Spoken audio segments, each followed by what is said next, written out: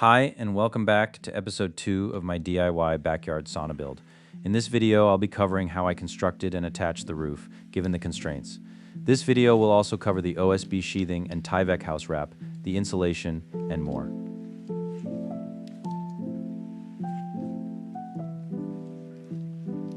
If you remember from the first video, I only have a little under 8 feet between the top and bottom deck, where I decided to construct the sauna. The height of the sauna at the highest point, which will be above the benches, is about 79 inches, and that's without the roof attached. The roof itself, fully assembled, will be about 5 inches in thickness, putting the total height at the highest point 84 inches. That only leaves us with about 10 inches of room between the top of the sauna roof and the bottom of the top deck joists, which is obviously not enough room to construct a roof in place with. So the roof had to be constructed elsewhere and attached later. Okay, I just got the roof sheathed with OSB. This is actually one of the trickiest parts because even though the framing is a standard 4x8, you need a little bit of overhang on all the edges of the roof. So to achieve that, instead of putting in some cripple blocks with spacers, what we did is we took an extra 2x4 all the way around. And so we have an 1.5 inch overhang all the way around. So then again, the roof is 8x6, so one 4x8 sheet of OSB here at the top covers the top, and then another 4x8 sheet here at the bottom with it cut off at 2 feet, which brings it to the end of 6. And then for the 2x4s on the side, I just cut an 1.5 inch strip of OSB that came off that 2-foot piece over there and laid that along. And I think that'll be fine. Got it down there securely. It's an even surface for the most part. It's not too bad. And the roofing should cover all that into one nice waterproof piece. Since I already broke into the OSB stack to sheath the roof, I decided to start sheathing the frame of the sauna itself, starting with the back wall. I decided to start there because I knew that would be the trickiest, given the lack of space I had to work with between the back wall of the sauna and the deck railing. Here's a close-up look so you can see just how tight of a fit this was.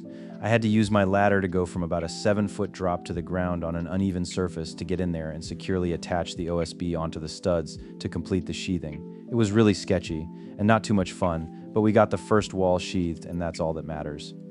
Fun fact, if you don't know too much about house construction, the sheathing, in this case the OSB, is actually the thing that structurally gives a wall its strength. It's not the 2x4s.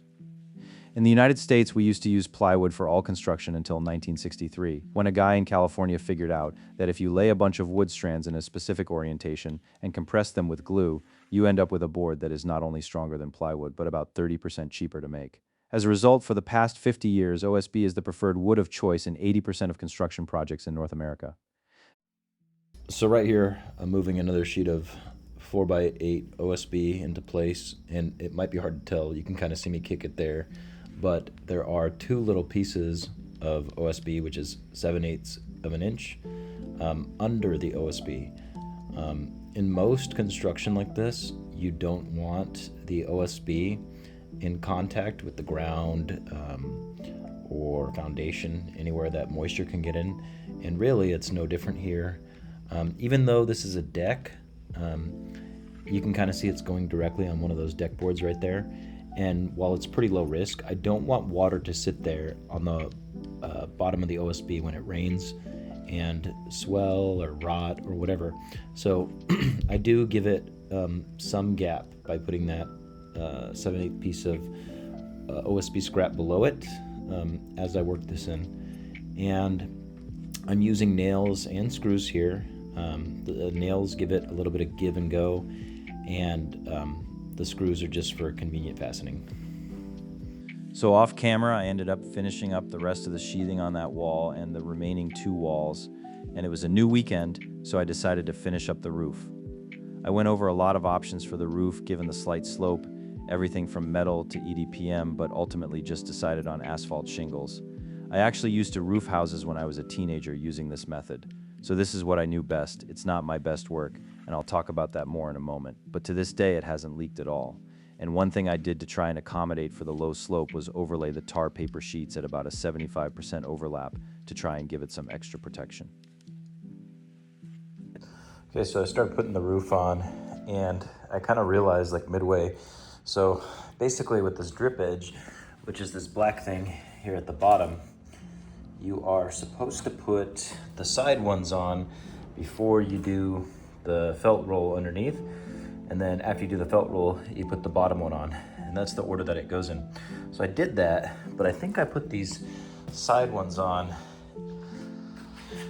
backwards. I think this bottom part was supposed to be up top. So I don't know. I've already put the felt down and some of the roof and everything. So I just kind of pounded it down there, and I'll have the roof overlap. So, you know, I don't think it's really gonna leak. I actually have installed roofs without a drip edge and they're just fine. So I'll just overlap the shingles a little bit. This layer here of the tar paper is overlapped. So it's not like 1, 2, 3, it's actually overlapped in the middle, which is supposed to give it even more waterproofing. So I think it'll be fine. I'll just have to put something over that drip edge that got pounded, maybe like a nice piece of metal siding or something to hide it. So here I'm finishing up the roof using the full 3/4, 1/4 method of overlapping the shingles. Basically, you lay a full shingle down, and then on top of that you cut a shingle 3/4 of the way and lay that one on top, and then you lay the quarter piece on top of that and just repeat that pattern across. Once the roof was fully assembled, I realized it was too heavy for me to lift into place by myself, so I decided to head back to the structure and start working on applying the Tyvek house wrap while I waited for some help.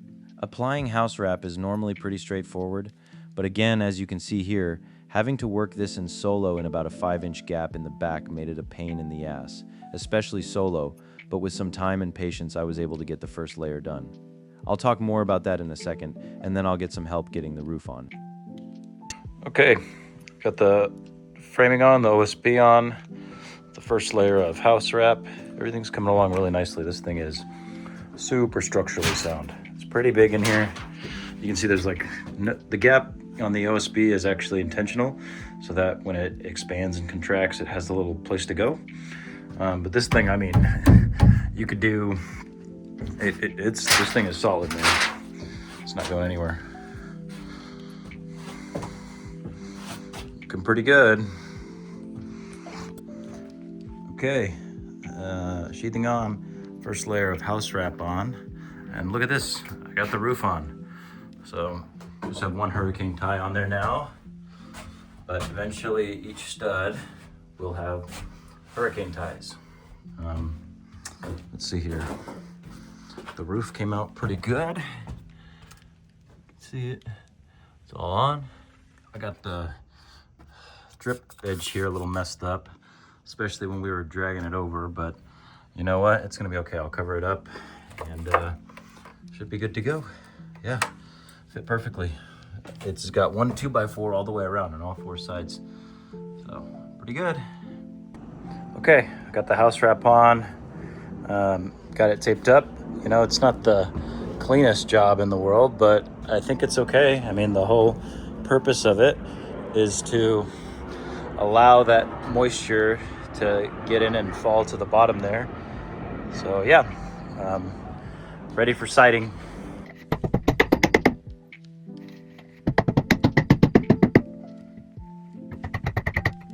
So because the roof was installed after the fact due to the space constraints between the top of the roof and the bottom of the deck, there's actually no nails securing the roof to the rest of the structure directly, so we're using hurricane ties. And even though I'm not expecting to get massive wind or weather through here, you know, why not make it sound and do it right?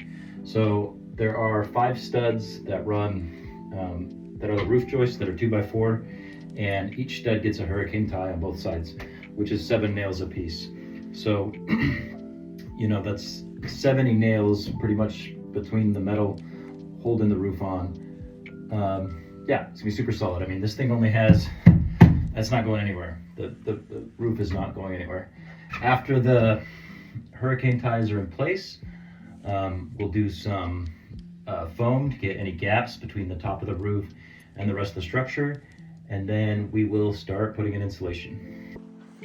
Okay, all the hurricane ties are on, 5 on this side, 5 on this side. This roof is not going anywhere ever.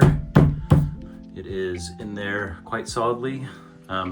So now I think we're ready to start putting up insulation in here and also foaming any gaps like that. So foam there, and on the other side's Tyvek anyway, but we're gonna foam there. I'm gonna put insulation up in the rafters. And once the roof is done, we can move down to the walls and yeah, go from there. So here, pretty easy, I'm laying in the Rockwool R15, which is a little more expensive than regular insulation, but in my opinion, a must-have for any sauna. It's fire and water resistant, which is really important. When you have a structure you know has the potential to seep moisture into the walls, and also has a heating unit, heating the space up to temperatures of 220 degrees Fahrenheit or higher.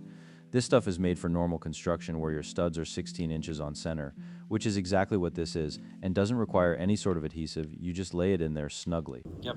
So I've applied some flashing, some rubber flashing, and I guess the purpose of flashing is to provide like a smooth rubber surface so that when water hits, it rolls off. Now, I'm not 100% sure why that Tyvek itself doesn't do it because it's also wrapped in. I'm also not sure if it needs flashing. There's going to be a custom window that's going in here, and the upper deck's going to take the bulk of the water anyway, but there is going to be stuff that rolls off the roof, and everything I've read online says that you need flashing, so I'm going to install flashing to give the water something additional protection to run off of. Probably don't need it.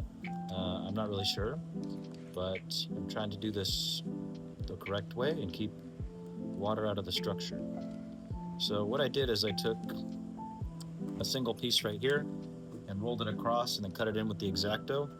And then what I'm doing now, it's kind of hard to see, maybe I'll move this over here, is taking this piece right here and I'm gonna lay this in here and cut that with the X-Acto as well, and then trim it down.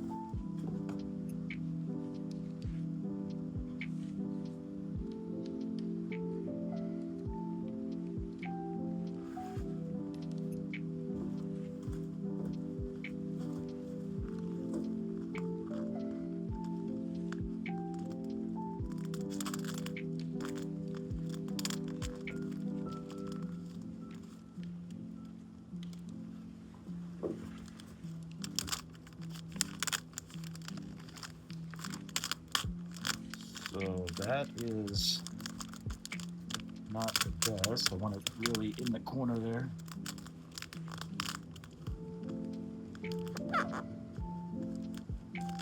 Okay. Now I'll cut this. A little more.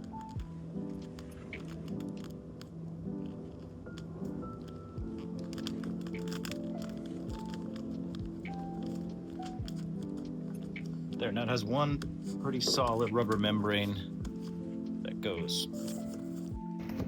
Okay, so the window flashing's done. Is it my best work? I don't know, but I do think it'll keep water from going in there. So we're gonna move on to the door. I'm actually not 100% sure. You're supposed to flash doors. Maybe I should check that first. Turns out you are supposed to flash doors, so that's exactly what I did using the same method I used to flash the window. After completing the roof, the OSB sheathing, Tyvek house wrap, insulation, and the window and door flashing, the sauna was coming along very nicely. That's going to wrap up episode 2 here in the DIY backyard sauna build. In the next episode, I'll install the siding, ventilation, trim, frame, and install the custom glass window, and more. Thanks for tuning in for episode 2 of this DIY sauna build. If you have any questions, let me know in the comments. Don't be afraid to subscribe, and I'll see you in the next one.